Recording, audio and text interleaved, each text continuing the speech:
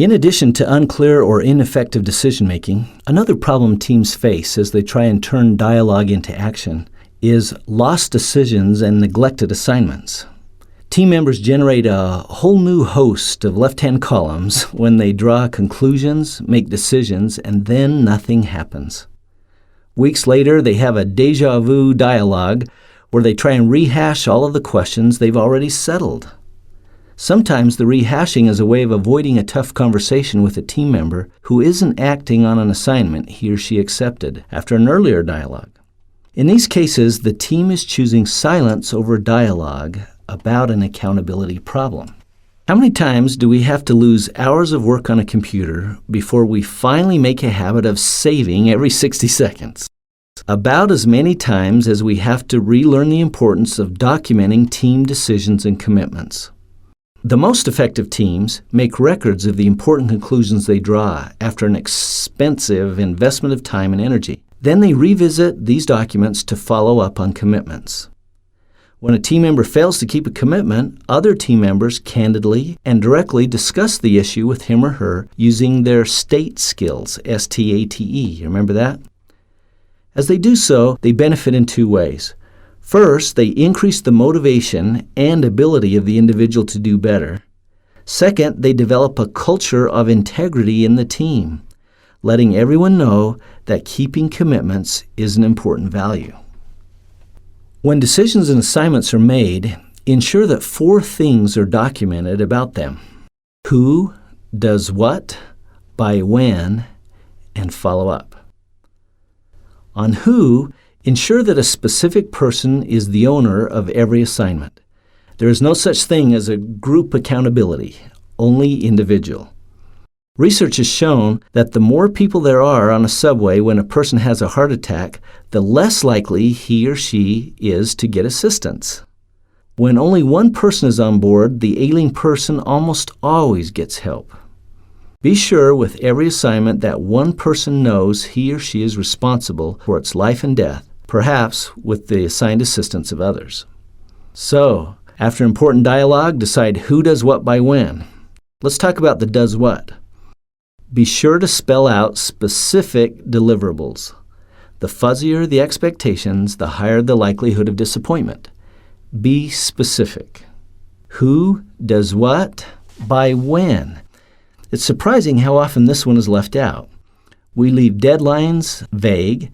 The press of other urgencies hits the responsible person, and the assignment finds its way to the bottom of their pile where it gets forgotten. Assignments without deadlines create guilt, but not action. Who does what by when? Then follow up. Always agree on when follow-up will occur. It could be a simple email confirming action by a certain date. It could be a full report in a team meeting. It could be just one report upon completion, or it could be progress checks along the way. Regardless of the method or frequency, follow-up is critical in creating action. There is no accountability if there is not an opportunity to account for action. So, after you've had an extensive dialogue, you've decided how to decide, then be real clear by stating who does what by when. Then be sure and follow up. Now, this becomes a little different in personal relationships. Very few of us in discussions with our spouses carry around a book and write down who does what by when, or has a long discussion about whether it should be command, consult, or consensus. However, the principles still apply when a husband and wife have talked things through, pushed through a difficult problem, come up with a resolution. To just pause a moment and say, well, have we made a decision then? Are we both in agreement? Would be a wonderful way to check consensus.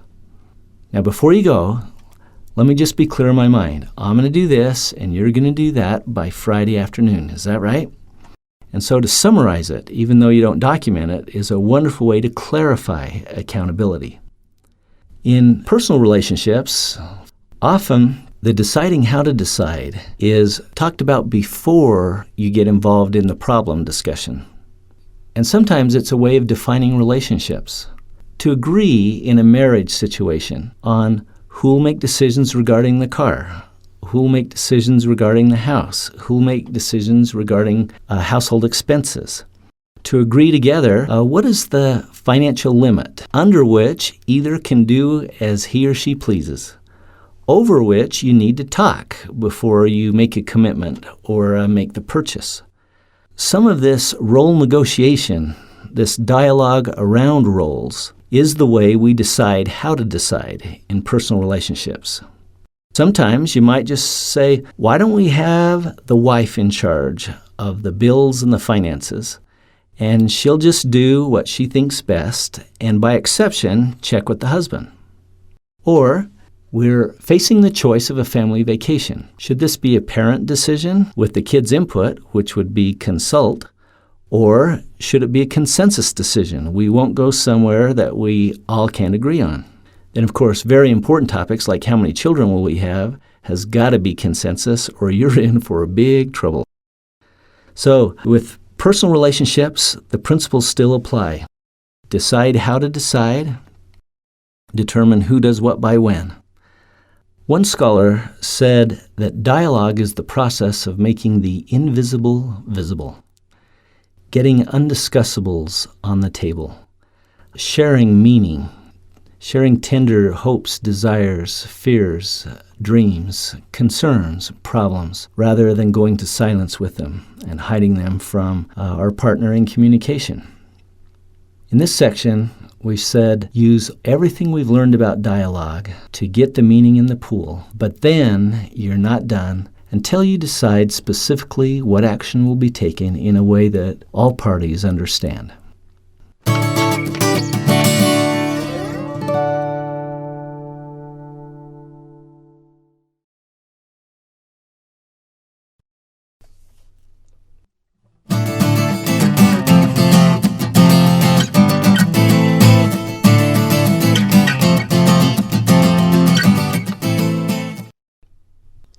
In this last segment, we'll see how all the principles and skills come together in dealing with some common crucial conversations. I'll hit Carrie, Ron, and Al with 3 tough scenarios as a way of letting them show how to master tough subjects. First, let's hit Ron with one. Ron, in these lessons, we've talked about dialogue with peers, bosses, direct reports, loved ones. Are there differences between how we approach these different groups? For example, is there a difference between how you'd approach a peer and a direct report in a crucial conversation? Yeah, there are different things to keep in mind with different audiences. Take the example of dialoguing with a peer. In that relationship, there's no organizational authority that can be used to resolve the differences or disputes that might arise. What you rely on is influence, persuasion, reason, logic, mutual purposes, mutual respect. These things become the means of getting things done. In peer-to-peer relationships, mutual purpose becomes critical to making your communication a collaboration instead of a contest. Mutual purpose gives us the reason to subordinate some of our individual agenda for the good of the larger purpose. And so in a peer-to-peer relationship, one of the first things to work on is mutual purpose. That, of course, contributes to safety, and in this case really is the entrance condition into dialogue. A second condition is especially important with peer-to-peer dialogue, and that's mutual respect. In fact, mutual respect becomes in many cases the currency in peer relationships. A lot of the options in the interaction are dependent on goodwill, not the chain of command. So if I'm upset at the way you've acted, and my focus is on how I'm being treated instead of our mutual purpose, I can do a lot of things to make your job more difficult.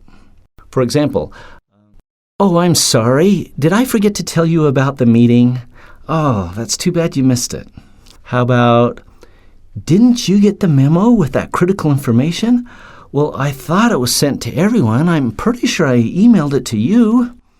Or, "I know you and your team were depending on us to meet that deadline, and, well, I'm sorry, the deadline will have to slip a bit.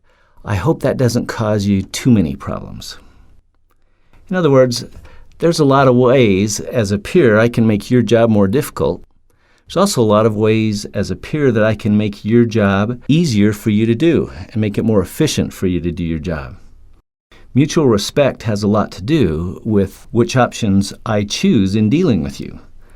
So, if we're communicating in a way that has very strong mutual purpose, we're both committed to the project, or we're both committed to the success of our department or our division or our mutual goals or objectives, and we're talking with respect with each other, then the pool of available meaning gets deep and broad and gives us a lot to draw from.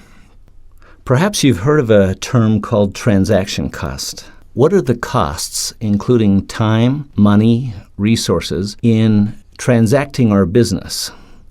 How many people have to touch the ball how many times before we can turn it over to the customer? In our research, we found that where mutual respect is low and mutual purpose is ill-defined, or even people are dealing with conflicting purposes, transaction costs multiply. Then many times the focus is on cover my backside. How can me and my group get what we want and desire, even at the expense of others? We tend to define interactions as contests or competitions or debates or arguments where the goal is to prove I'm right and to win and prove you're wrong and make you lose. Where that type of a culture prevails, transaction costs multiply. They go crazy. We have to document everything. We have to develop processes and require the others to initial and check off before we can trust that they've been done. Picture Company A and Company B, two competitors who are in the same industry. And let's say they have access to the same pool of workers, the same technology, the same pool of customers. And picture Company A. They see a shift in the market. This becomes both a danger and an opportunity at the same time. They quickly communicate to the organization, we've got to make some changes. Then they get the director of Division A and the director of Division B together. And they say, figure out how we're going to respond to this change in the marketplace. Well, it so happens that these two don't dialogue. What they do is argue and intimidate and fight and debate. Pretty soon, they get their two teams together trying to do completed staff work as the staffs argue about resources and allocation and budget and responsibility. And after 3 weeks of intensive negotiation, they draw up an agreement of how the two divisions will work together. Then the two division heads sit down, review the agreement, sign it and initial it. And now, 8 weeks after first identifying the change in the marketplace, they're ready for action. Now compare what happened in Company A with what's happening in Company B.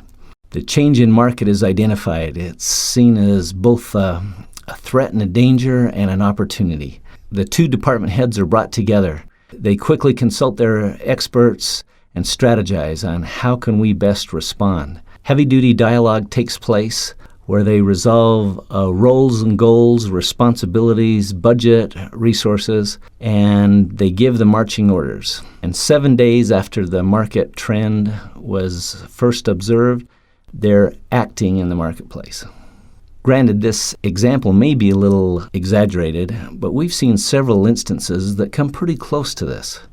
Having effective dialogue between peers in an organization can often be a competitive advantage in the marketplace, especially when dialogue is able to reduce transaction costs.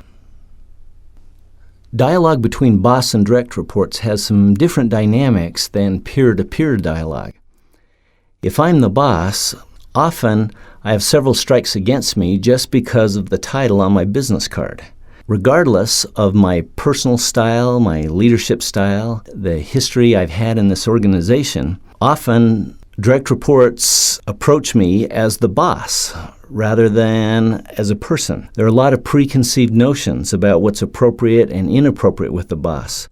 And depending upon the history and culture of an organization, there might be a lot of bad examples of what happens when you disagree with the boss. We might be dealing with employees who have had 20 years of training in get along with the boss, guess what the boss wants, do as you're told, don't offer an opinion. And so the relationship between leaders and direct reports require extra special attention when it comes to encouraging dialogue. I think while all the dialogue principles apply, the high leverage one has to be make it safe. Anything a boss can do to make it safe for others to put their meaning into the pool is just going to be a plus. That not only means avoiding so many of the common mistakes, such as a boss using sarcasm or belittling people or being disrespectful. The boss needs to focus on the way that he or she advocates. How do they express their ideas? Are they tentative? Do they end an expression of their opinion with a question? Do they ask good questions, inviting information?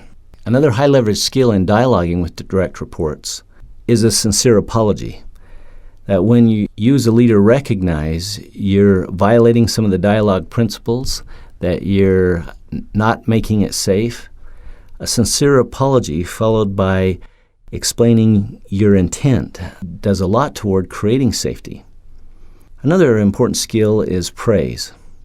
When people volunteer their opinion, when they push back against the leader's point of view, instead of getting angry, upset, going to some form of violence or some form of silence, say, "Gosh, I appreciate that. Thank you so much for pointing that out. That's an excellent point. I hadn't thought of it that way." A final skill I'd like to highlight is that leaders need to express their point of view as a point of view. They need to avoid the trap of stating their opinion as if it were a fact. If they use the state skills very well and they're very careful to say, "Well, this is my opinion," or "I've come to this conclusion for these reasons," and then ask people to give disconfirming data. Ask people to share another point of view. Ask people, is there something I'm overlooking? Is there another way to see this? Is there something that I'm missing here?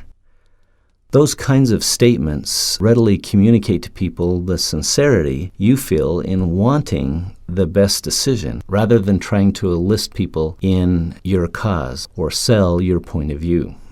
A final point on leaders dialoguing with direct reports has to do with the intent of the leader when asking about problems, when trying to coach performance. You must truly be motivated by a desire to fix problems rather than fix blame.